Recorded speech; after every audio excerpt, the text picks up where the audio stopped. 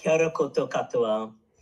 I begin by acknowledging the land and ancestors of Rangitane, whose manaki and care shapes the space in which we are having this conversation.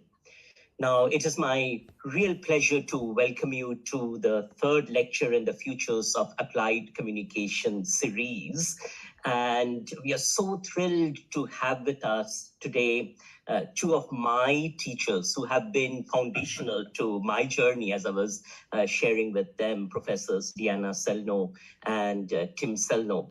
We have been talking throughout these conversations on applied communication about the nature of transdisciplinarity in communication and how applied communication gives us a register to bring together different strands of scholarship anchored in questions of meaning making, interpretation, messaging. And Deanna and Tim embody that. And you will see that as I describe their journey a little bit in terms of the various bodies of work they have participated in. In a very personal level, when I started my journey into communication, I was trained as an agricultural engineer. And the first course in communication that I took was with Professor Tim Sellnow. He was teaching a class on public relations and crisis. And my first introduction to communication pedagogy was with Professor Deanna Sellnow, who was the director of the basic communication course, which is, for those of you that are not familiar with sort of the context of basic communication, the fundamental communication course that is taught to all majors in US universities that cover fundamental principles of communication. So again, I acknowledge you, Deanna and Tim, at a personal level, but also in terms of the role you have played in creating these spaces for interdisciplinary scholarship. Professor Deanna Sellnow is professor and chair in the Department of Communication at Clemson University. Her research, and this is part of this conversation we are going to have today, has focused broadly on communication pedagogy, how to teach communication effectively, how to bring theory-informed pedagogy into the teaching of communication skills. And that then connects to the context of health, risk, safety, and crisis communication, where she has carried out her applied projects, often in partnership with Professor Tim Sellnow, covering issues like natural disasters, health, food safety, pandemics, biosecurity, and biotechnology. Her work has often been funded. Again, working alongside Professor Tim Sellnow, they have worked as a team in many instances, funded by the United States Geological Survey, National Oceanic and Atmospheric Administration, US Department of Agriculture, United States Department of Education, the Centers for Disease Control and Prevention, the CDC, the World Health Organization, and as their work has become more and more global, organizations such as the German Research Foundation. She is the former president of the Central States Communication Association and founding executive director of the International Crisis and Risk Communication Association, the ICRCA, and co-host of the International Crisis and Risk Communication Conference. I had the privilege of participating in that once, and it's really amazing how that builds this communication pedagogy on crisis and risk, bringing in the next generation of global scholars, including many Global South scholars that have trained with them. She's the past editor of the Journal of Communication Pedagogy, communication teacher, and the basic communication course annual. So really talking about pedagogy, we are sitting in front of the fountainhead of communication pedagogy. And their recent book, co-authored by Tim and Deanna, is Before Crisis, The Practice of Effective Risk Communication. Professor Tim Sellnow is professor of communication at Clemson University with his research on risk and crisis communication, and really forming a foundational pillar in applied communication. He has served as the previous editor of the Journal of Applied Communication Research and is one of the earliest recipients of the Gerald Phillips Award for Distinguished Applied Communication Scholarship. His work, again, beyond those agencies that I have named, has also taken him to advisory roles, such as with the National Academy of Sciences, the Federal Emergency Management Agency, the International Food and Information Council, and the Food and Drug Administration. He has co-authored 7 books on risk and crisis communication. So Tim is in many ways one of the founding architects of risk and crisis communication, and has trained, once again, a number of scholars who are now leaders in crisis and risk. So it's just amazing that you're going to talk about pedagogy within the context of risk and crisis. Tim and Deanna, welcome. Lovely to have you here. Thank you, Mohan. Thank you for that very nice introduction. Appreciate that. I'm going to try to call up our slides.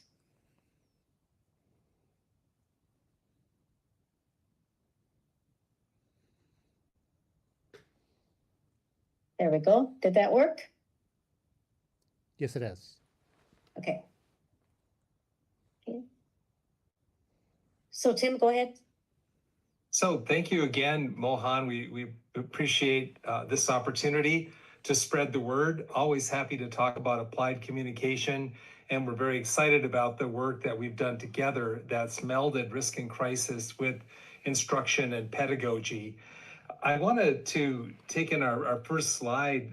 The next slide is a conversation about where we think the future of applied communication research is heading.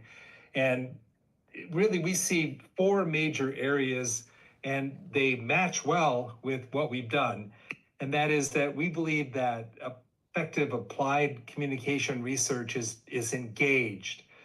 And when we say engaged, we're talking about a process of research that collaborates with the audience who needs solutions, strategic solutions to problems, and that the answers to those problems are co-created. So engagement is ideal. We think that the word practical and practical applications, which are expected of applied communication research, ought to be paramount and foremost. And one of the key elements of practical applications of our research is that information is accessible and it's fully comprehensible and something that is useful to the audience with whom we are engaged. And then we believe that applied communication must have the same theoretical and methodological rigor that we see in any kind of research. So there is nothing easy. In fact, we believe that applied research is more challenging because of the implications for service and for producing practical outcomes using the same theoretical predictive elements and methodological rigor.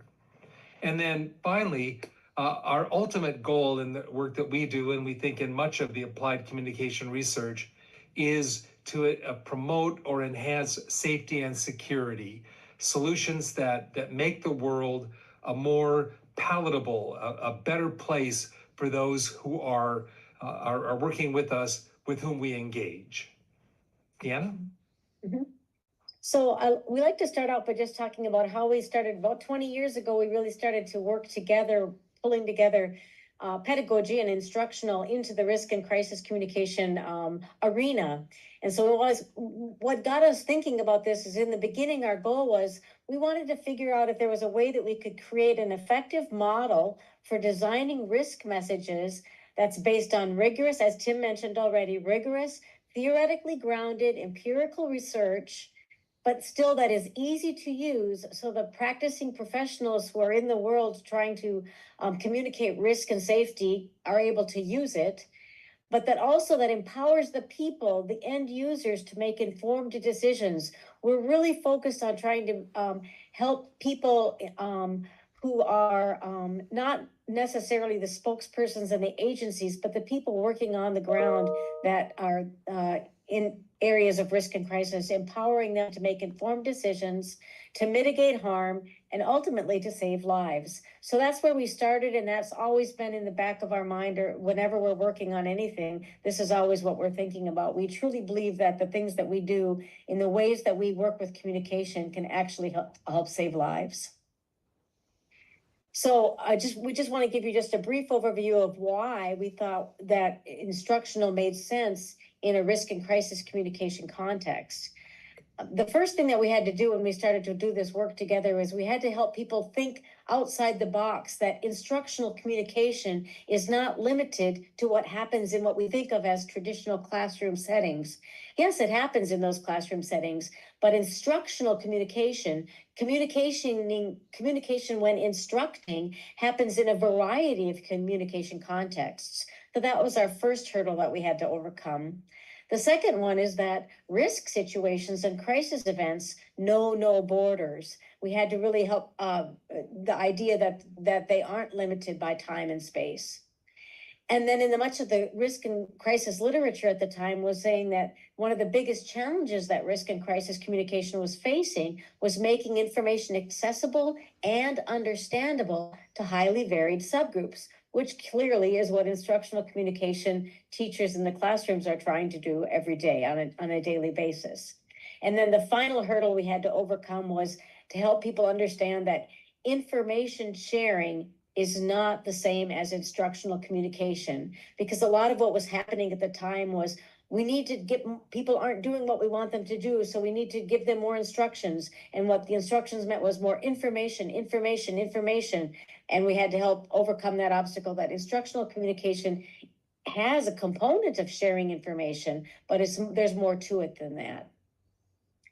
And so what we really did is we talked about how instructional communication in any communication context is based on the learning outcome measures of affective learning, behavioral learning, and cognitive learning. It's really as simple as the ABCs, right? Affective learning, if we're going to be effective in instructing, people have to realize the relevance, the value, and the utility of whatever it is they're being asked to learn. So that's affective learning. Behavioral learning, they need to be able to perform the behaviors that we are intending them to be able to perform. And cognitive learning, they have to understand what's going on. So these three outcome measures are exactly what we're trying to do when we're communicating risk and crisis. We want people to realize the relevance and value of whatever risk situation is at hand. We want them to perform the behaviors that are going to protect them and those that they care about. And we want them to understand what is happening and the significance of the situation. So it makes sense that these same measures, learning outcome measures, are what we ought to be measuring for whether or not our risk and crisis communication is effective on our end user audiences, publics. One of the things that we always say with our ABCs that Deanna covered is that all three are necessary, and that will be a theme that comes through in our discussion, in that when we talk about outcomes, we aren't capable, or we don't think it's appropriate or fitting for us to come up with a project or some sort of a co-creation of solutions unless we're addressing all three. And Deanna will carry that theme through in the next set of slides. Mm-hmm. So we grounded our original work on experiential learning theory, particularly the theories of John Dewey, where he talked about that idea of all of these thinking, knowing, doing, and reflecting, and how that was expanded upon by David Kolb and his contemporaries, that there's this cycle of learning, so that in order to get affective, behavioral, and cognitive learning measures to happen, every situation that's instructional needs to have active experimentation, concrete experience, reflective observation, and abstract conceptualization as an ongoing continuous cycle. So from that, we came up with this idea model for effective instructional message design in areas of risk and crisis. And an idea is an acronym that stands for the four components in the model. First is internalization. We need to be able to answer the question so that our receivers can understand, am I or those I care about affected, and how? So that's that affective learning piece that needs to be in the message. Second, Distribution. We need to think about which channels, which communication channels will best reach the populations we're trying to reach. Whether it's preferences for particular channels of communication or accessibility of various channels. Third is E, explanation. That information sharing is important. People need to know what is happening, why is it happening, what is being done about it, when are we going to be updated as more information becomes available. That's still important, but it's only one of the 4 components in the model. And then fourth, action. What specifically to do or not to do for safety and well-being for the receiver and those the receiver cares about. And so our early work, what we found out is that there was a real privileging of explanation over the other elements of the model. And when we did a lot of message testing and content analyses and qualitative studies to try to determine, first of all, what was being privileged, which was explanation, but then also the importance of having all of these 4 components being addressed to be most effective in achieving the outcomes we're trying to achieve, which of course is actions of self-protection among the populations we're trying to reach. And I was just going to give a quick observation that we just returned from a meeting in Berlin. We're part of an international group that's working on some post-COVID analysis. And one of the analyses that we saw was of a group of 6 countries, 6 European countries, and they used the IDEA model to do a content analysis of the preponderance of their messages. And all 6 did exactly as Deanna just described, privileged the explanation far more than they did the other elements. I mention that just because that's the theme that will carry through this presentation as well.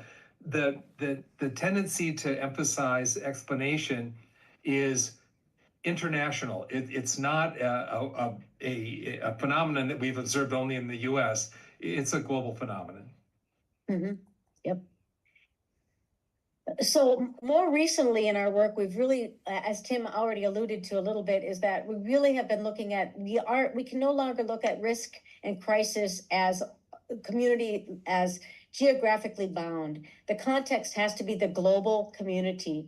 And we have been, for the last probably 10 years now, we have been really looking at sort of the global aspect of risk communication and crisis communication. Some of the examples, disease outbreaks, of course, the COVID-19 pandemic, but even disasters, food insecurities, wars, things, one risk event or crisis event in a country cascades and affects multiple countries in multiple various contexts across society.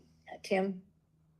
And this kind of a global approach is something that has led us to pursue more kinds of applications and more examination on a level that is looking at variables that are consistent among countries and among contexts. So it's fascinating work. One thing I'd add quickly is that we think that this is an important element of applied communication because so many problems, as Deanna said, don't respect borders. And we did a content analysis of the last 10 years of crisis communication research, for example, and only 20% of the research published in refereed journals in the last decade focusing on crisis communication has had a data set that includes more than one country. And for risk communication, it's even less. But most recently, our content analysis suggests that there's real room for us to collaborate and do work together globally. And we've had the privilege of being able to work with various colleagues across the world on doing some comparative analysis. Most recently, this 7-country analysis of COVID-19.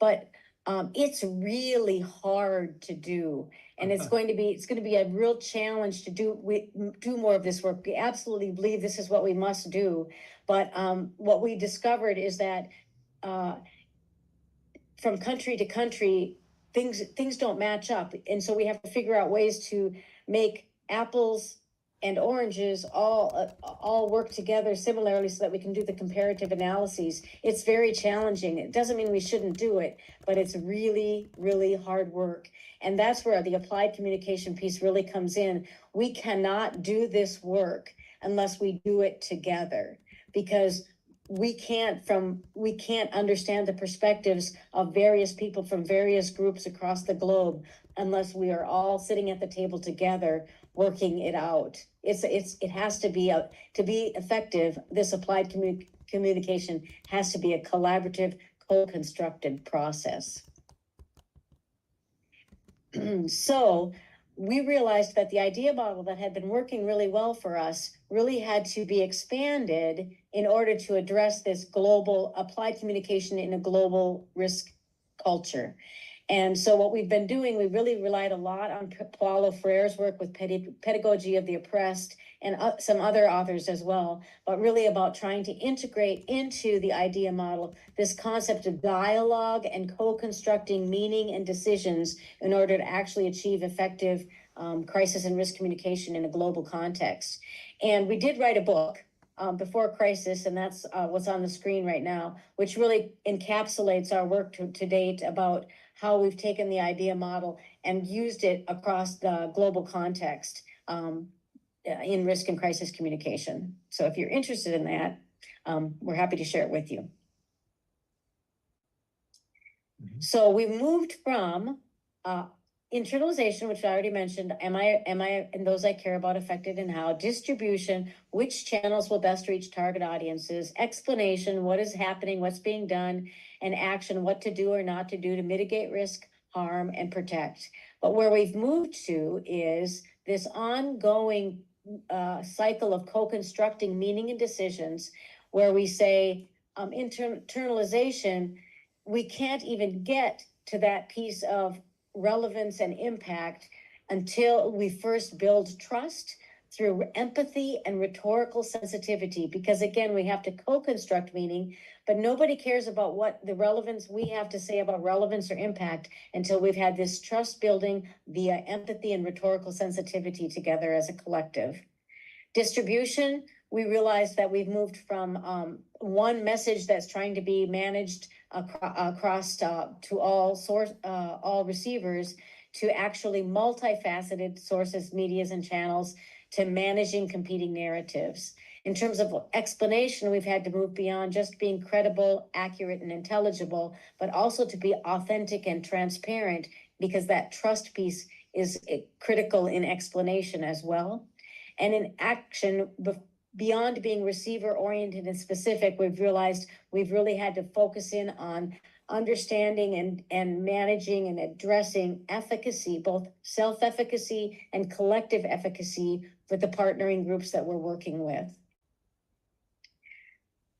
So as Deanna said, we really see this model and the instructional process in an applied manner as iterative, so that one cannot simply develop the message that fixes the problem, share that message, and then consider the project completed.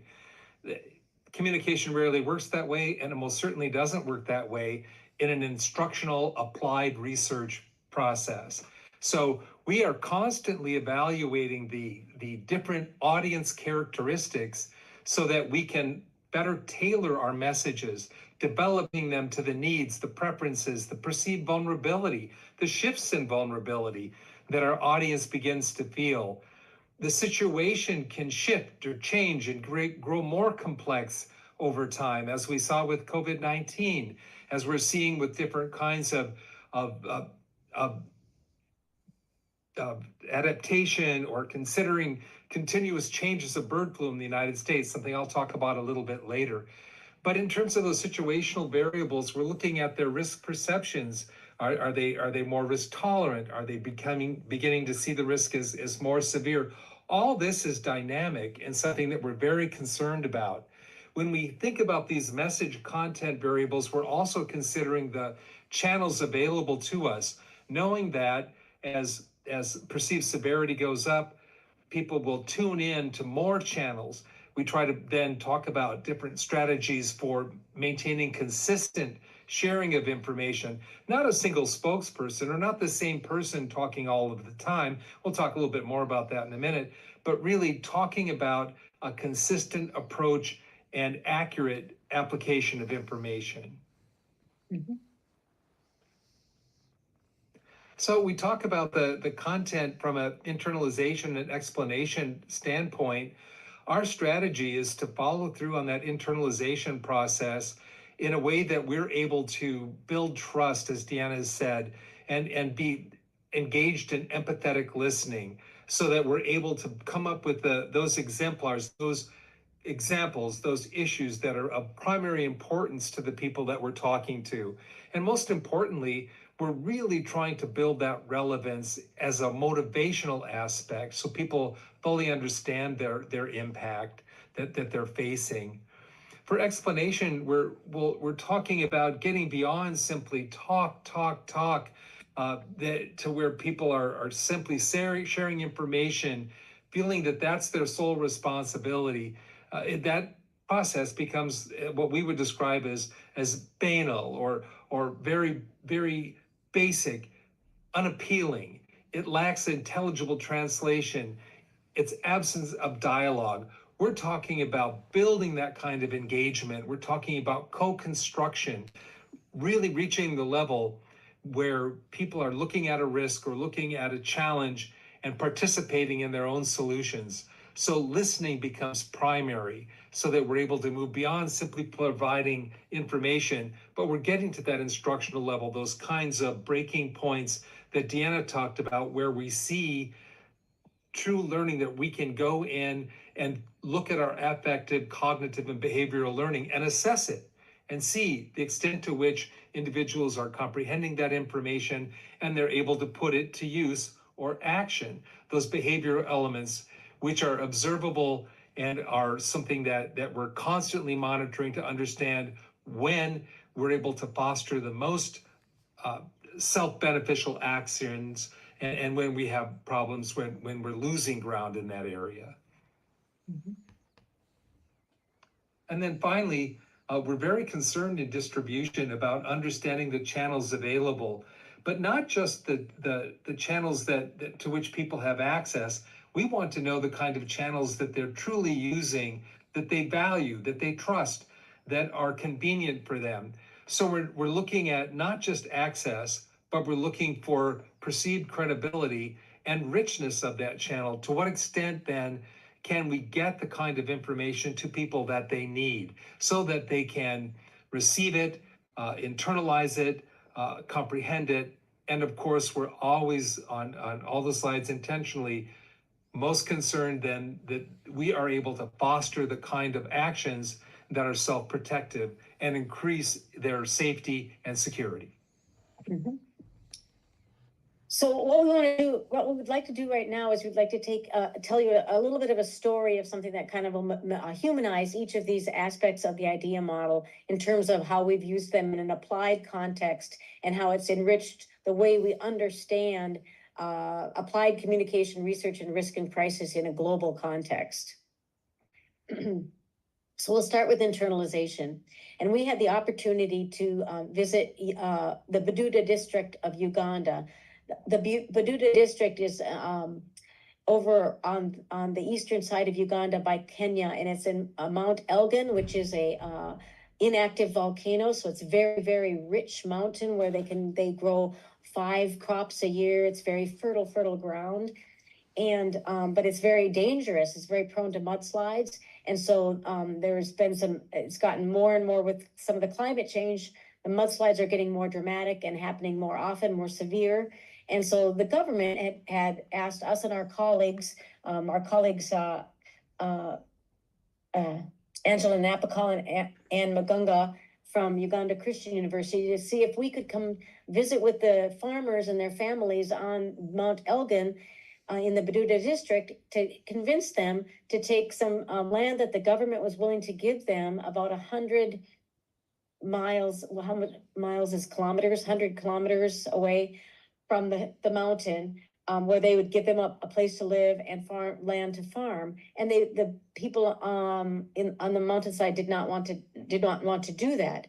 And the government said, we don't understand why they won't. Will you come and help convince them? And we thought that, okay, we'll come in and try to help with that. Well, this is where we really learned a lot about how we need to expand the way we think about internalization, because we went to talk to the people, and we discovered that the government didn't understand, hadn't taken the time to understand basically what the concerns of the people living on the mountain were. And so that's where we came to really understand that we have to begin with trust building, which is about dialogue, rhetorical sensitivity to what are the cultural norms and values and constraints of the people in the community, and empathy. And all of those things are achieved through dialogue. And not until we get there can we talk about relevance and impact. So what we did is we took a trip out to the district. We went to where the people were living, which was about a 4-hour Jeep ride from where the university was, and then another 2 hours up on the mountainside to get to where the people were living. And so we went to visit with them. And what we did is we just collected their stories. We just asked them their stories about the last mudslide that they'd had that was so treacherous, and their perceptions and their perspectives of that. And that's all we did, is learned about their stories to develop that trust. And we ended up having to change everything that we did, and we ended up taking yet another trip out there, because it was really about, the first trip was about building trust and learning from the people and getting getting their perspective. I have that picture of me there with the baby goat, because I like to tell this story, and Tim knows I like to tell this story, because when we were listening to all of the stories of people and taking them down, there was one farmer who was a very, very respected, well-off farmer, who was standing quite a ways back from everybody who was sharing their stories. And he stood with his mama. He had a mama goat and her baby goat over there. And he was very cautious and just listening from a distance. And I also was standing back and just kind of observing from a distance. And after a while, he came over to me with his baby goat, and he handed me his baby goat. And I thought, okay, he's showing me that he's going to trust us, that we have started to build trust. And I just think that's because I forgot to mention that we didn't speak the same language. And so we were there with interpreters who were having to interpret in between everybody. So it was a really big telling sign. When we came back the second time, this was a story. The second time, there had been 3 more mudslides in the 2 years since we had been there. And this was a story of a woman who was also standing back. I call her the woman in the yellow dress, who was standing back when all of the people were talking about the mudslide that had come through when they were having a market day in the city. And her husband was the DJ who played the music and while people were shopping in the market. And she eventually came over and told her story about that her husband had been swept away, and she saw him swept away, and she had to send her children to go live with her relatives because she couldn't afford to raise them without her husband, and how she felt like the government had forgotten her, and that she wasn't going to be ever reunited with her children. And so this was these were the stories that we had to develop in terms of internalization to build trust and rhetorical sensitivity before we could move on to anything about the relevance of the mudslides or the impact of the mudslides. And I think that that's where it really shows an example of how internalization in a global society starts with understanding and working with the people to develop that trust. Mm-hmm. In terms of distribution, we're not going to really talk a lot about this because everybody really experienced it, I think, especially particularly with COVID-19. But prior to the first 10 to 20 years of risk and crisis communication, there was a real best practices philosophy that one spokesperson should be the person to respond to the crisis, and they should make sure that they're doing it through the preferred channels. And really what we discovered with especially in COVID-19, it became very blatant, is that we have to have multiple spokespersons working together from a variety of populations and sending messages through multiple channels. Why? Because there are so many competing narratives happening at the same time, and we can't manage the competing narratives and counter the mis and dis and malinformation that's happening in an infodemic unless we have multiple sources, sharing messages across multiple channels to multiple people. The one thing that we always tell government agencies, and as Mohan gave a very generous introduction for us, he talked about some of the agencies we've worked for. But one of the things that we constantly tell them is that they need to be present. If people are seeking information through X or Twitter or through Instagram or Facebook or whatever platform people are using, we encourage agencies like the USDA, the FDA to up their game, to be on these platforms and to be very active, because as Deanna said, there is constantly a series of messages being shared that are conflicting, are disinformation, misinformation, and that it's essential for us to understand that this has to be countered. And if we're not present in some of these distributed networks, then we don't have even a chance to try to participate in clarity and accuracy. There was a misconception among some of the scientists early on when social media became really prevalent in the United States that they thought they should just ignore it. That the best thing to do with the social media discussion and chitter chatter was to ignore it, which is exactly, of course, the wrong thing to do, because ignoring it allows it to just balloon, snowball, and mushroom. So explanation. With explanation, we talked a lot in the early renditions of the idea model about being accurate, but also being intelligible. And we talked about being intelligible in terms of language, but also literacy levels, that we were making sure that we were taking scientific information, but making it accessible to the literacy level of non-scientific publics. But with working with multiple different populations, it became clear that it's also important to source credibility has more than just expertise. It also people have to feel that we're authentic.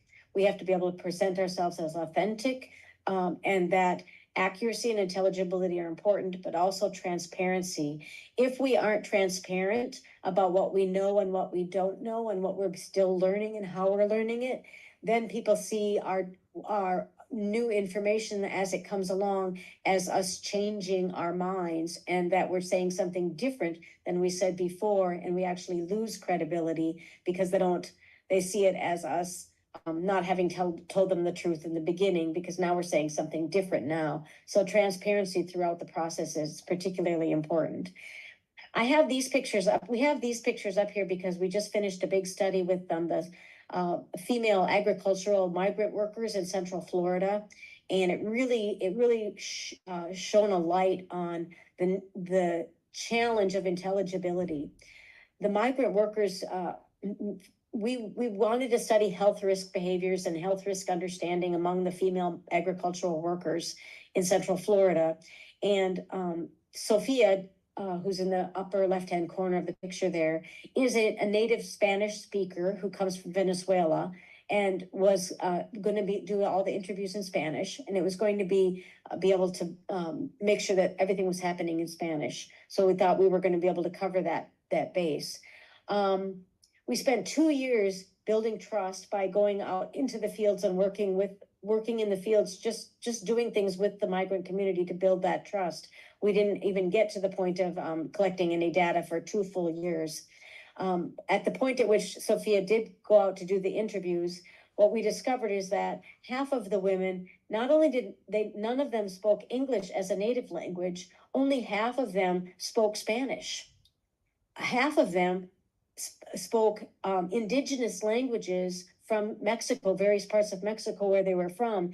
And so Sophia was doing the interviews in Spanish, but even then there was a translation barrier. And I'm not sure and that was something that came up in the interviews, is that the women, and when they would try to seek health information from medical providers, the medical providers spoke in English, or if maybe they translated into Spanish, but these women were speaking a different language yet and only knew minimal Spanish. And so there's like a multi-level translation barrier. Same thing with, they would spend a lot of time going to the internet to get their information on health. But again, that was typically always in English, and it was when it was sometimes in Spanish, but then there was also that possibility for the misinformation and disinformation that they were thinking as credible sources. So it might not be surprising to find out that they got a lot of their health information from their community members, and actually their children who would come home from school, being able to be bilingual and help them understand some of the information. But it really shows that the explanation and intelligibility factor is far more than just translating from English to Spanish or from one language to another language. There are so many multiple levels of intelligibility that have to be overcome in order to be able to truly comprehend the information. I'll talk a little bit about action, and the example I'd like to share deals with the H5N1 or bird flu virus that has jumped species and is now infecting U.S. dairy herds. And the concern is that the virus is live in the milk products, that in the milk, the raw milk that comes from cattle. Thus far, we realize that the virus is killed by the pasteurization process we have in place in the United States. And that makes a lot of sense. So the consumers are largely safe, but it gets complicated. And let me explain that. Deanna talked about how for action to be effective, we have to have both self-efficacy and collective efficacy. The self-efficacy, of course, is for the individual. Do I believe that I can do the kinds of things that are recommended to me? And am I motivated to do those kinds of things? Collective efficacy is a group level or the kind of effort that we like to see in preventing the spread of disease. And clearly we had a tremendous call for collective efficacy during the COVID-19 pandemic. And we have it again now among dairy farmers, trying to get farmers to work together, to show caution in moving vehicles on and off of places. So people who are at one dairy herd don't visit another dairy herd in the same day without changing their clothing, without changing their shoes, without cleaning their vehicle, so that they don't spread the disease from farm to farm.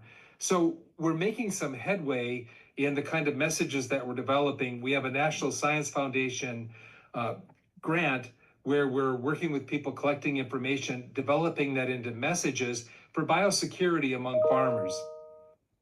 But it's our success is limited primarily to farmers. We're seeing success in that we realize that the dairy workers can become ill, primarily when they're splashing the milk and there's different mist in the air from spraying to clean troughs and things for the animals. This virus is then getting into their eyes, and that is an entry point for infecting humans. And some people are getting quite sick and some are getting only minor illness, but we are able to get people with known herds who are infected. We're seeing great uptake in eye protection, so that workers are able to do that. It's less important for them to wear a mask. It's much more important for them to wear eye protection. Very interesting. We initially recommended far more protective clothing and masking and those kinds of things, and had very little adoption. When we took a look at the situation, realized the primary point of infection was through the eyes, and simply asked, let's begin with eye protection, going with the kind of self-efficacy, workable, doable kind of protection. People adopted it. It was a great example of learning that we have to tailor our message for the workers that we're really, or the individuals we're trying to serve. But I want you to know that we're having tremendously a worrisome lack of success with people who purchase and consume raw milk. As I said, the virus is killed by pasteurization, but there's a small percentage of people who are able to market raw milk, and there's a small percentage of consumers who are very interested in consuming raw milk. They believe without evidence that raw milk is more nutritious and that it is safer than pasteurized milk. Where do these kinds of misinformation or even disinformation come from? We can trace some of it back to a marketing ploy by the people who are selling it. They make claims that the animal's body purifies the milk and it doesn't become problematic, or it becomes far more diseased and problematic in the pasteurization process. Is that a marketing strategy? Well, it's something, and it's misinformation, and it has people consuming raw milk now while we have a H5N1 outbreak in our dairy supply. So I'm really worried about that. And we haven't yet been able to connect, but we're working on it. We're listening to them.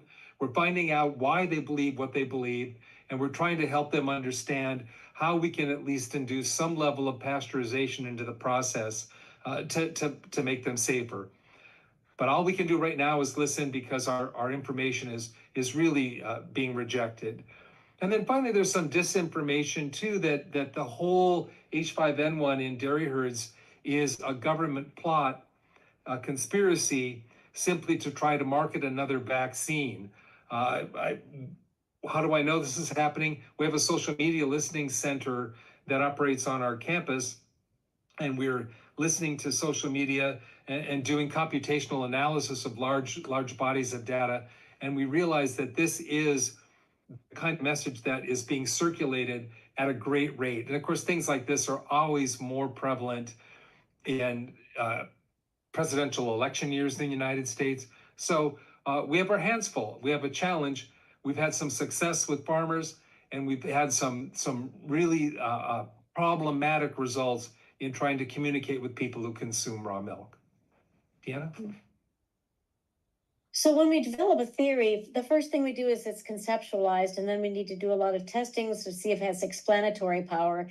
And then finally, ultimately, we always hope that it can have predictive power. And we're really pleased because in our most recent research, we've discovered that the idea model is predictive. When internalization and explanation and distribution are present, they do predict action and cognitive, affective, and behavioral learning. So we're really excited about that it actually is empirically tested now, that it is a predictive model to get people to take action in risk and crisis events and situations. So we'll just do a little bit of a wrap up. The idea model, if we think of it as global applied risk and crisis communication, has to be receiver oriented. It has to be dialogic and co-constructed. With internalization, we must start with trust building before we can ever get to relevance, discussing relevance and impact. In terms of distribution, we can't be single channeled. We've got to be multifaceted and multi-channeled and manage competing narratives. With explanation, it's not good enough just to be credible. We have to be authentic.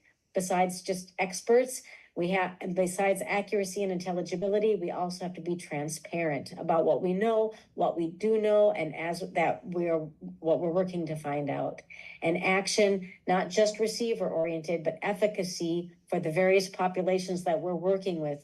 What is doable? What is efficacious for them, as for themselves and for their collectives, for the group? We can't ask them to do something that they have barriers to being able to do. It's not reasonable. That I guess we didn't talk about that, but I just want to mention that because we also did a big study with the Hispanic population in Florida during COVID, and the CDC recommendations for action were not efficacious for that community. So even when they were being told that they needed to have masks or to social distance or to not be in large crowds, they were living in multifamily homes. They were working in jobs that were considered essential workers in groups, and they didn't have access to protective masks for self-protection. And so the CDC recommendations of what to do were not efficacious for that community. And that's really critical when we're looking at global risk and crisis communication in applied settings. So we have some theory building opportunities, and we do believe that applied research can always participate in the theory building process. So just a question for you to ponder under each one with with internalization, as we continuously tailor messages to fit the needs of those who are at greatest risk, at what point is this tailoring, is there a point of diminishing returns? In other words, if we look at instructional communication as an iterative process, can we unintentionally tailor the message to such a limited factor that we need so many messages that we're actually diminishing our own capacity to communicate? It's something to think about, something we're certainly conscious of. And I mentioned this earlier with distribution. We're not simply satisfied to know who has access to what medium.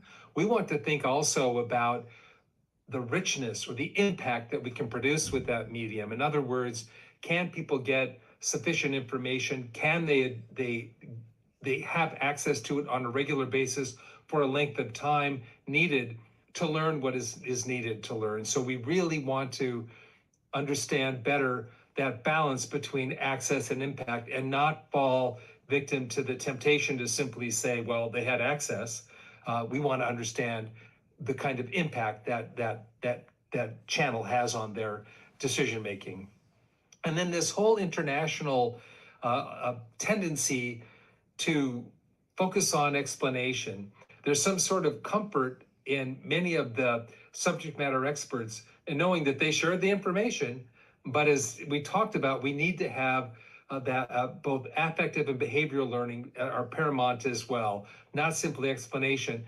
And much of, to be quite honest, when we find an excess of explanation or privileging of explanation, much of it is, as I said earlier, banal, very easily understood, in that it's information that could have been accessed elsewhere or may have already been known and shouldn't be taking up space in the very precious moments that we have to communicate our risk messages to an audience that's highly distracted. And then finally, are there some universal attributes to efficacy and collective efficacy? Can we build a repertoire of understanding that if we have these aspects in our messaging, if we consider these variables, will we have better odds of having an efficacious message? So what is that kind of generalizability beyond among groups, both culturally and internationally, and whatever kind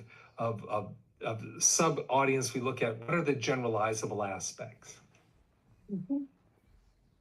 So that, in a nutshell, is where we're at with where we think applied communication research is going. We definitely think it's going global, that we can no longer think in we can think local, but we have to think global as well, because we are a global risk society.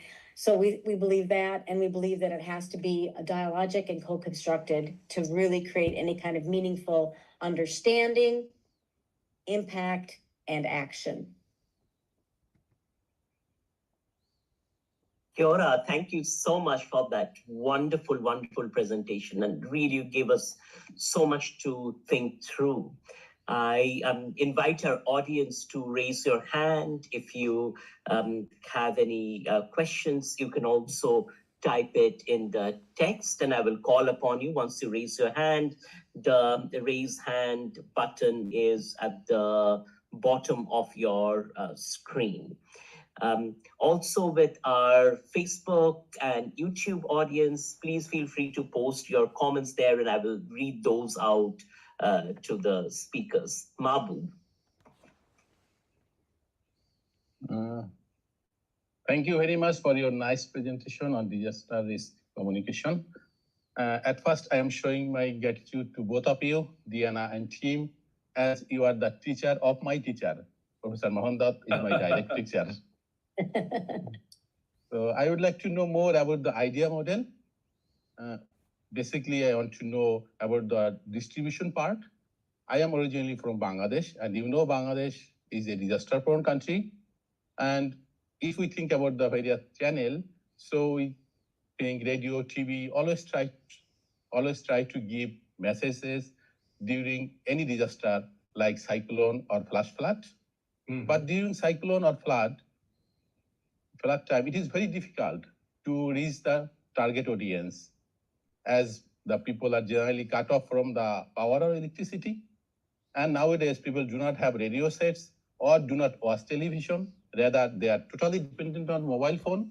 But during cyclone, flood type disaster, electricity or power is generally is not available to the people. So I would like to know, in those cases, when power supply is hampered, then what can be done for effective distribution of message to the target audience? Thank you.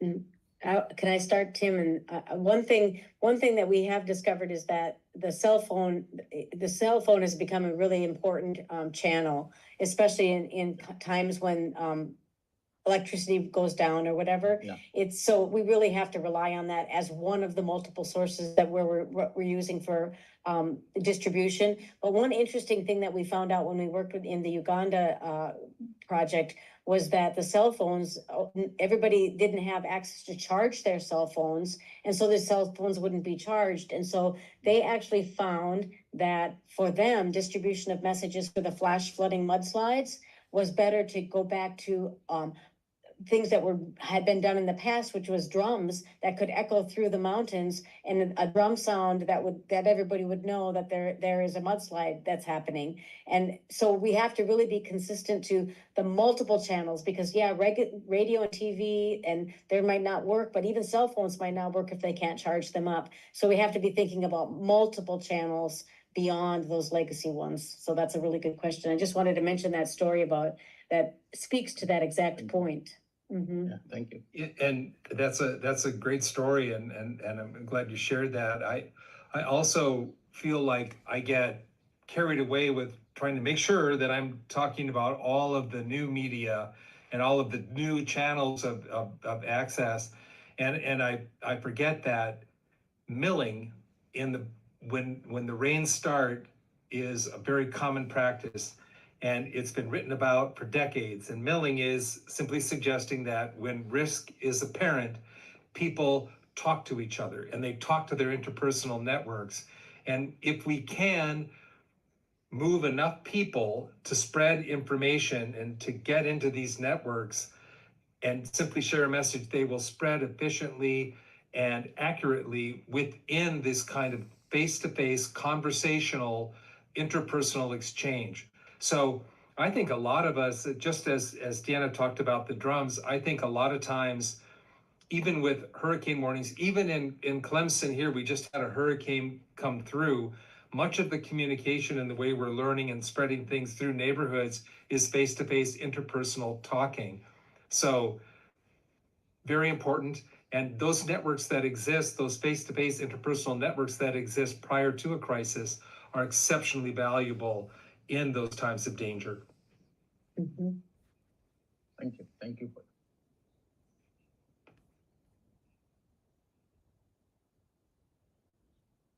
I'm waiting for hands to be raised, but as we do that, I have some of my own questions, and I will take the opportunity to ask.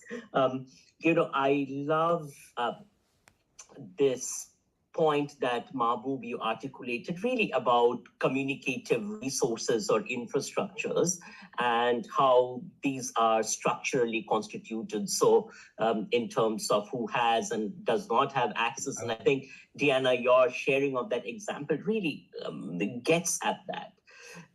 At the same time, you talked about this question of trust, dialogue, listening, and presence. I love that, right?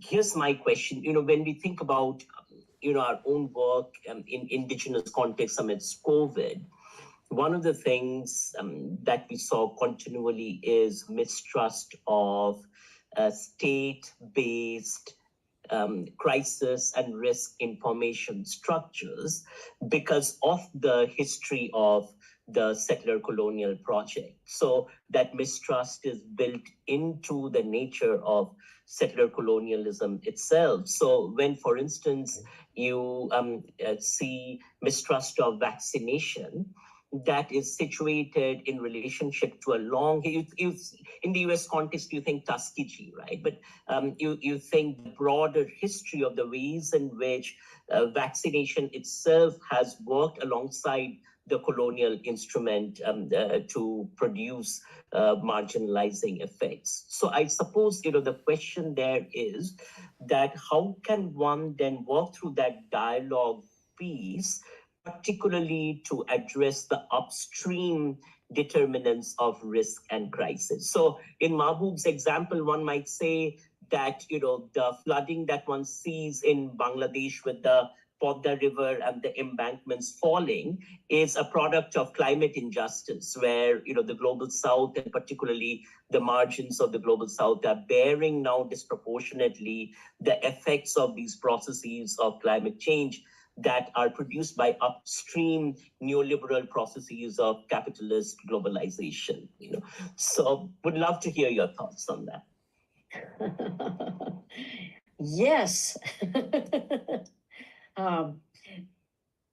This is a wonderful question, comment, Mohan, because it's entrenched in everything that we do, right? It's everywhere.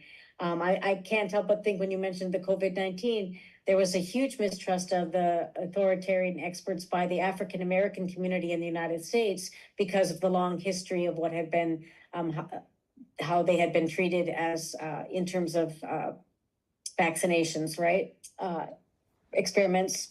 So I think what we have talked about is we talk a lot about in some of our research, communities of practice. And when we talk about communities of practice, we talk about the need to get everybody around the table when we talk about decision making. And I think that there has been a real tendency not to have at the table representatives from downstream. I guess you called it downstream and upstream. So downstream is missing. And so we need to do a better job of having everybody around the table, including people from the downstream. And that perspective has to be heard and valued as much as any other perspective when we're trying to come together to understand the complexities of the issue at hand and its effects and impacts and origins, or we can't move forward together. Again, we can't move forward together unless everybody's at the table, and that includes the people at the downstream.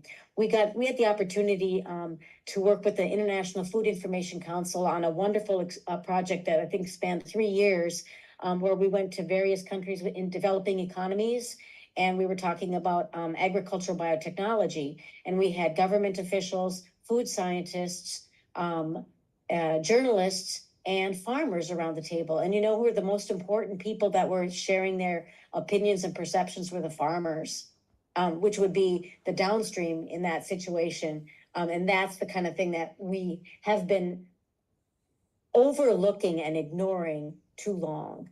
That's what I would say. Mm-hmm. And I agree. I think that's a good explanation. And I'm simply adding on to it.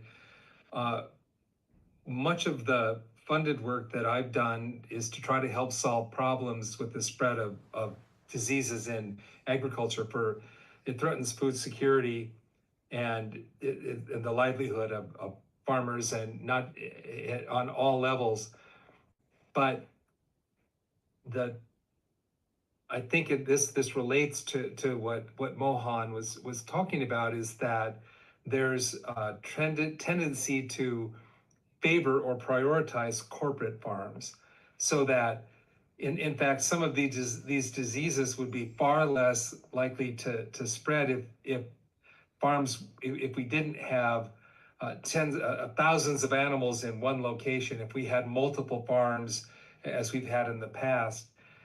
And the reason I'm talking about that is when some of the diseases of poultry have come through areas, the first tendency or first response of government was to shut down people who had backyard chickens, small. Some people, it was part of their livelihood, and they had small operations, and they tried to come in and euthanize all of their birds to try to build a wall on the spread of the disease. And these birds were not anywhere near the kind of threat that the large corporate farms were. And I mention that because nobody asked them, nobody listened to them, nobody talked to them, and the government became frustrated when they were threatened with violence when they would come on to some of these small neighborhood farms. And they wanted to understand, well, I don't understand why people are so violent, or how do people get to be this way? Well, it's a problem with listening, and in that case, we were active in setting up a listening process and retraining agriculture extension workers to listen and to actually, instead of euthanizing their birds, to talk to them about their own biosecurity, their own safety. I feel like some of these diseases that are manifesting in agriculture could have been predicted when we started to shut down all the small farms and build these large corporate farms, which are so hard on the environment. Just being honest. Mm-hmm. Yeah, I think listening. Yeah, do you think?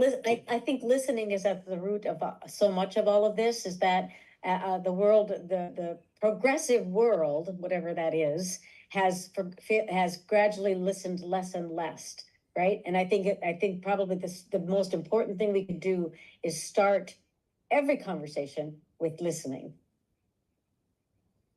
How beautiful. And I'm really appreciative of you, Tim, sort of addressing the broader structural question with respect to farm and farming, because that also gets at roots of questions such as sustainable food systems and what does sustainable agriculture look like. You know, some of the work that we have done, for instance, with women farmers in South India are around resisting biotechnology. And that comes from the notion of seed sovereignty and the idea of retaining plant diversity and crop diversity, right? So in that sense, listening, I suppose, also creates an infrastructure for pluralizing practices of agriculture and food practices rather than these monolithic, large corporate top-down practices of organizing food.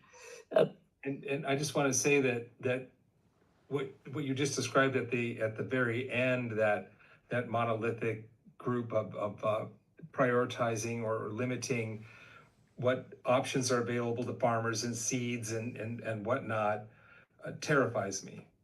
I don't see I don't see it as a positive way forward, and I look at countries in Scandinavian countries that don't have the corporate farm, that they're much smaller and distributed. And I know, and I witness firsthand how the diseases don't spread as quickly or have the same impact. So, I don't get to decide, but I get to listen and I get to share information. And whenever I get a grant, then the government agencies get an earful, but I just don't, I don't see how this centralization, which didn't make a lot of sense when it happened in the 70s and 80s, started to happen.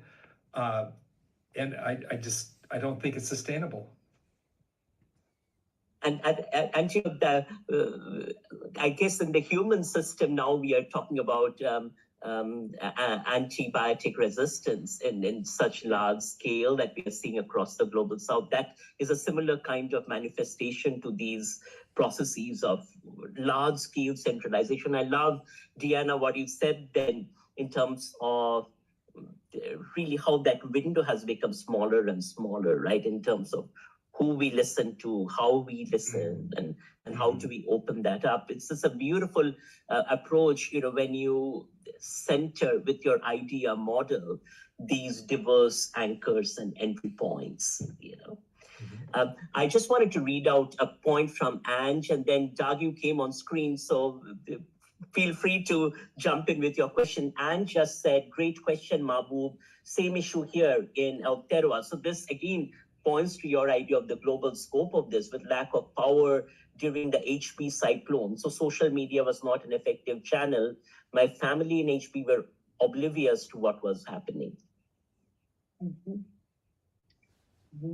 Yeah, we cannot disregard the importance of the interpersonal channel and the face-to-face channels. That social media is insufficient.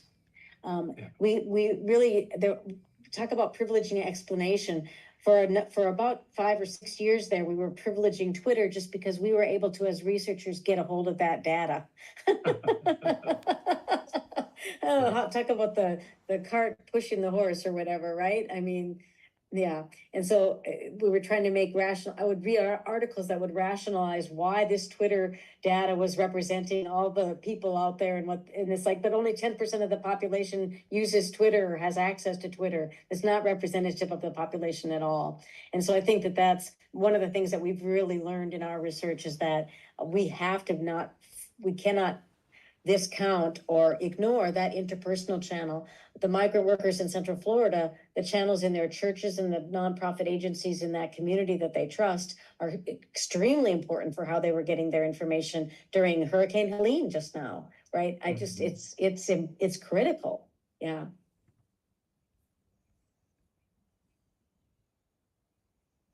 Thank you. Doug, go for it. I don't have a question. I used to work in the seed industry, and this would be a very long time ago, about 30 years ago. I think that if people understood how much seeds for our basic vegetable crops are grown in a small number of countries and are controlled by some very, very large corporations, they would be absolutely scared, because if we only need a disaster to happen in one small area, and we suddenly don't have food staples. It's a very, very dangerous and precarious situation that I don't think enough people know about. You know, just to echo real quickly, we grow in the United States something like 70% of our lettuce in one region, and it's then trucked and shipped throughout the United States. And when some of the leaves became infected with COVID and then mingled with each other and spread and was bagged, and that people started getting sick all over the country. So it's dangerous. It's so dangerous on multiple levels. And so I don't know. Well, and you think about it from a risk perspective, is how easy it would be to contaminate intentionally the food supply and make huge impacts, intentional infestation, right? And because of that, we've spent a lot of time talking to the Department of Defense and the Department of Homeland Security in the United States about that very thing. Mm-hmm. So, I mean, some of that. So yes, Douglas. Research is that. We share your concern, Doug. Yeah, I'm glad someone's talking about that, because I think if New Zealanders actually knew how much seed is actually from overseas that comes into this country, they would be shocked about how reliant we are, mainly on the Northern Hemisphere, for our seed. So if there was a major disruption, and I would say that COVID was one small, and I say that correctly, it was a small disruption in what could be disrupted for shipping and stuff like that up in the Northern Hemisphere. So anyway, that was just my point. Sorry, Mohan. No, that's a beautiful point. That's a good point. Yeah, and I just want to add something to that, because we are talking about the context of Aotearoa, New Zealand. What is really important to also note is that this is in the backdrop of the Maori knowledge systems and Kaupapa Maori traditions of growing the food. New Zealand historically had marakai as practices of growing and sharing food in community that have been systematically destroyed by the settler colonial project. So this securitization, even as we talk about, it is tied to colonization, the capitalist project, and monocultural capitalist capture of agriculture and food systems. So I guess, the work that we are doing in community now in Aotearoa is about, and there are many such movements, it's about turning or re-looking at indigenous agricultural practices, not just as modes of resistance, but also as modes of sustenance, right? That can sustain communities on spirits of care, love, nurturing, and in some ways challenging this kind of insecurity, if you will, in a very broad sense, that seems to have been created by a colonial model of agriculture. You know, as I listen to you, Mohan, I can't help but think about the whole experience we had in Uganda, because the farmers on the Mount Elgin wanted they harvest 5 different crops throughout the year, and they were going to get moved to a place where the only thing they were going to be able to harvest was maize. And so it was such an example of colonialization, but they did resist it, right? And we ended up supporting and trying to help communicate why they weren't going to leave the mountain. But it's exactly what you're talking about there. Why would they have this community of sustainability that's beautiful and just wonderful world, and why would they go to this place where they would become maize farmers? It's just right. It's exactly what an example of what you're talking about. Yeah. Thank you for sharing that. You know, one of the things that's quite amazing that we saw with COVID, because communities were cut off, is you know, spaces where there were food insecurity, how again those traditional practices of growing and sharing food became like spaces of mutual aid. Deanna, I wrote about that in your in the communication pedagogy journal, how those became spaces of sustenance, addressing risk and crisis, you know. Right. So I think there is a lot here in terms of indigenous innovation, indigenous enterprise, indigenous agriculture, that can offer us new ways of thinking about. These are not really new, because, you know, as the Maori Fakutoki says, we turn back to look forward, right? But really turning to ancestral practices as resources. And that's why I love your anchor for listening, because hopefully that also creates entry points for us to think about new ways of innovating how we respond to risk and crisis. Let's hope. We can hope. Yes. Any other questions? Doug, did you want to add something? No, it's just that the maize farming and sorghum or any of those cereal crops is a normal way of usurping traditional farming practices, and it destroys the soil very, very quickly. It's very, very destructive. But if you're in business and you sell fertilizer, it's great for you. Sorry. No. Yeah. Stupid it would be maize, wouldn't it? That would be the alternative. It would be. Yeah. And that's where, Doug, we start now talking about new problems such as nitrogen depletion from soil and the soil's capacity. And again, you turn to indigenous knowledge systems. These are the kinds of things that shape indigenous innovations around growing food, right? Why does one diversify the crops one grows to retain the fertility of the soil? You know, that's one of the things. That's right. Yeah. That's right. And the aquifers, if you go down into Christchurch, they've got problems with, I think it's chlorine coming into the aquifer because of the constant use of citrazine, which is one of the pest, to keep the pests away. And then you get a different problem. And it's like we just ignore these problems constantly because they're going to go away, but they don't go away because you keep on doing the same thing over and over again. It's a serious issue, but people don't want to address it because there's too much money involved. It's the money, corporate greed. Corporate greed. Right, so we add another thing to fix that problem, and then another thing to fix that problem, but they're not really fixing anything. It's just more pollution and more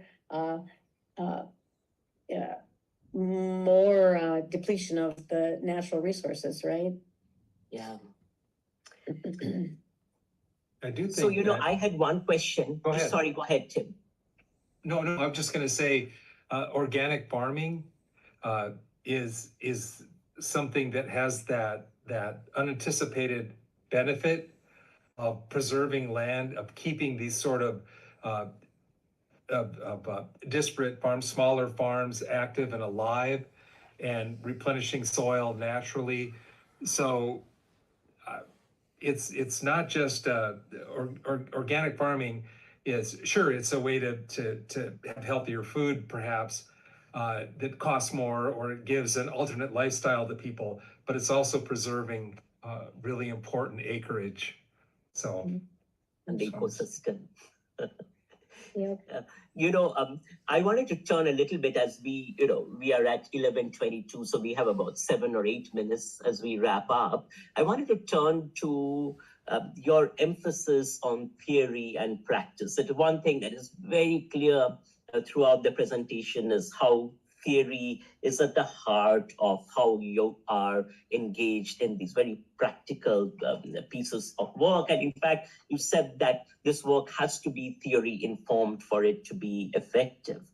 So I want to take from that and comment upon a phenomenon that I've been noticing and ask you a question around that. So in our discipline, for instance, at this point, we see a proliferation of technology or digital or social media based research that is framed under broader concepts of either computing or analytics. What worries me about that is that so much of it seems so atheoretical in the sense that you just have found access, like Deanna, you were saying, you have found access to Twitter. Now you can analyze large streams of data. You have fed it into a and now they're churning things out.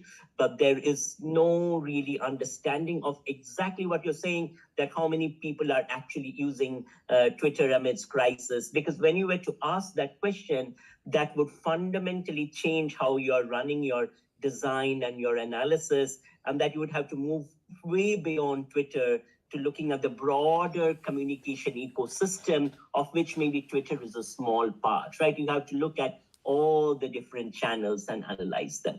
So to me, I see that sort of this kind of techno-determinism or techno-fetishization in methods as kind of a challenge to doing theory-based applied work. And especially because we seem to be even moving to journals now that are dedicated to this kind of techno-fetishist work. So given your history of teaching communication and doing this practical work in community and really taking pedagogy in community, what is your response to that trend and how do we really address it? Well, I'll start, and I will say that we have to be in front of it. That is happening. That you're exactly right, Mohan. That is happening, but we have to somehow get ourselves integrated into that conversation so that we can bring the theory into that work that's being done. It's going to be done without us, and it's going to get out there theoretically, and that's problematic. The only agency we have is to get ourselves integrated into that work. And so I would say that's how we need to address it. I can think of one example. Tim and I are working on a project with some people on this big 7-country decipher COVID-19 across 7 countries project. And there is one subgroup of that team that's working on big data. And they have some very interesting stuff they were doing, but there was no theory. And so what we did is we came in with the theory and said, well, here's some questions we would like to ask. Can you use big data to do some analysis to come to answer these questions? And so I think it's that kind of thing. And so, it feels a little awkward to, wiggle our way in, but I think that's what we have to do. That would be my answer to that question. I have to think, I'm looking at you and I'm thinking way back, you remember this, Mohan, when PowerPoint first came on the scene? Right? And I remember myself saying to everybody in my pedagogy classes, I'm going to stay rock on rock, because PowerPoint is it's doing the information, and we're not teaching, we're not interacting, the engagement is missing. And then I had this light bulb moment. Oh, we have to be the ones that teach people how to use PowerPoint in an effective, engaging way. And I would say the same thing is happening with this big data techno stuff. We need to help integrate ourselves to use it in a way that's a theoretically based and driven way. So. Yeah, and I agree. And I know periodically in our discipline, the communication discipline, we become sort of obsessed with method. Method. You know, and the more complicated your method, the smarter you are. In theory, whatever, you know, we'll just use the whatever theory. We'll just, you know, all we want is variables out of the theory. And this is a problem, and it's not the first time we've had this problem. And I just back people every time I get in this conversation. I just ask people to back up and say, well, why theory? Why theory? Because then we can share common knowledge, common language, a common labeling technique to understand what the variables are together globally. We can work toward a predictive element so that we are absolutely solving problems. We're trying to figure out, well, what can we do? What predicts a better solution? And then we can again understand some sort of limitation, as in, well, where does this theory start and end? So that this is what we can and cannot study with this perspective. But what I see is people using long-standing theories just to get at the variables and just sort of perfunctory review of literature and go on. I'm concerned about it. I think it lacks a predictive dimension. It's good to come back to this with my teachers. Yeah, so at least we're consistent. We said the same thing then. We're still saying it. We're still saying it. Yeah. You know, and I was thinking as Tim was talking that it's, you know, that our student will say that they have this question, they want to answer it. And it's right back to that, well, so what? What's the so what question? And that gets us right back to the theory. Because if you can't answer the so what, I don't care what question you want to ask. So what? Why do you want to ask it? Yeah. Or these days they want to come with a data set, right? Yes. That I have this data set and it's scrubbed and cleaned up, and I want to now just apply this analytic method to it because, you know, big data, right? Again, it's just that question, what is the theory? What is the conceptual framework? And like you're saying, so what? Yeah. They don't like it when I say that. No, It hurts their feelings.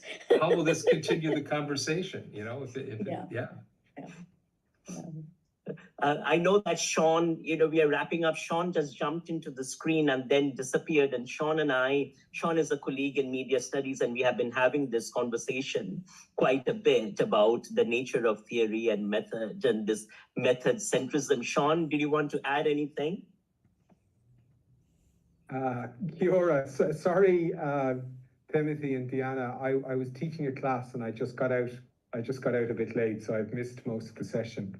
But I liked what you were just saying about it's a kind of methodological sort of fetishism, which I think is just rampant within communication studies. I mean, I've been talking about it to Mo, and I think there's a kind of reinvigoration of a kind of scientism that you see in a lot of reviews. And I'm speaking as a kind of critical interpretivist researcher, where you can get these strange kind of quasi-positivist assessments of your work, and you're just going, this is sort of bonkers. So I find myself actually going back to arguments from people like Charles Taylor from the early 1970s, a critique of positive social science, and I'm going, my God, this speaks to so much stuff that's asserting itself in a very overly confident sort of scientistic way today. Yes. So I actually think there's a real need for conversations about this in communications. And actually, I think one dimension to that actually, I think, is categories like ontology, epistemology, which are every research methods course would probably have a slide or two on these categories. But I think most people have no idea with what they're doing with these categories. Are they're just invoked in a kind of cursory, perfunctory way to show a kind of familiarity. Oh, this is jargon, I guess I need to talk about. I need to have an ontology. Right. Somebody said it's a big deal. But most people kind of don't know what they're talking about. And actually theory, the term theory can be used. Everybody knows whatever you're doing, you got to have a theory, but most people kind of don't know even what that is when you start digging down sometimes. That's my own perceptions around these things. And then I feel a real sense of obligation or responsibility myself. I think about how many times I'll get asked to review an article or a manuscript for a journal, and how much I want to say no because I don't have time. But I think that's my responsibility. If we want to address this, we have to enter that conversation as reviewers and try to keep things on track, or it's, why wouldn't just keep going in that direction, Sean, that you're talking about, unless we interject ourselves into that conversation, you know, because it is very methodologically scientific driven in a lot of what I'm reading right now in our journals. It's very troubling to me because I don't see the argument. I don't see the argument developing. Whenever I get to teach theory construction at the doctoral level, I always start with a story about Ludwig Wittgenstein and the way that logical positivists used his work, and he turned on them and published critically saying that they were simply wrong, and they had based much of what they were doing on his own work with, in particularly the study of language. And so the doctoral students, they say about that, they say, oh, hey, you know, Dr. T thinks that Ludwig Wittgenstein's a rock star, and I do, because the debate goes back that far to Vienna and all those scholars, and so we're not the first ones to face this. Mm-hmm. Maybe just quickly, just to add another point, someone who's written well about this actually is the sociologist Richard Swedberg. He's got a nice book called The Art of Social Theory. And one of his criticisms of graduate education, most courses around research that teach people how to research are fixated on method. And he said, we actually need to teach students how to theorize. Because of course, yeah, you know, and I say this as a kind of critical theorist, that can be its own kind of performative sort of game where you know all the right references, blah, blah, blah. But Swedberg has a nice, he tries to democratize it, that everybody can potentially be able to theorize, but they need to be taught how to do that. And I think that an awful lot of graduate education doesn't do this at all, actually. Mm-hmm. Yeah, that's a very good point. I agree. What a beautiful way to wrap this up. Unless you Deanna, were you wanting to say something else? Oh, no, I'm good. Tim, I just did you want agree. to add anything? No, I just agree. I agree that we forget that theorizing starts at the conceptual level, and we can teach people how to do that. Theory doesn't start with predicting and explaining. Theory is about conceptualizing, and I see the trend to talk about theory only over here as a predictive and explanatory thing. And that's eventually maybe where it goes, but it starts with conceptualizing, doesn't it? Yeah. Yes, Absolutely, yeah. Mm-hmm. And it goes to what you said and what you used to say in grad school, right? Where is your argument? So much of it is about learning to grapple with your argument and work through that. Yes, build that argument. Kia ora.